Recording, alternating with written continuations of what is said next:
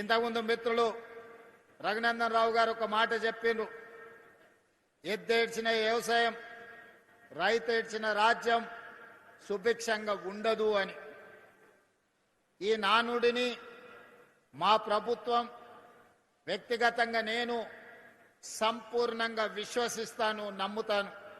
అందుకే ప్రజాపాలనలో ఎన్ని సమస్యలు ఎదురైనా, సంక్షేమానికి ఎన్ని ఇబ్బందులు వచ్చినా, ఆర్థిక పరిస్థితులు మమ్మల్ని ఎన్నో రకాలుగా ఇబ్బంది పెడుతున్నా, రైతులకు సంబంధించిన ఏ సంక్షేమ పథకాన్ని కానీ, రైతులకు అందించాల్సిన ఉచిత కరెంటు కానీ ఎక్కడా లోటు రానియకుండా, అదేవిధంగా రైతులు పండించిన పంటను చివరి గింజ వరకు కొనాలి అని కార్యక్రమంగా పెట్టుకొని, కొన్న పంటకు గిట్టుబాటు ధరనే కాదు 500 రూపాయల బోనస్ కూడా ఇచ్చి రైతుల కళ్ళల్లో ఆనందం చూడాలి అని ఈ ప్రభుత్వం నిరంతరం తాపత్రయపడుతుంది, ప్రయత్నం చేస్తుంది.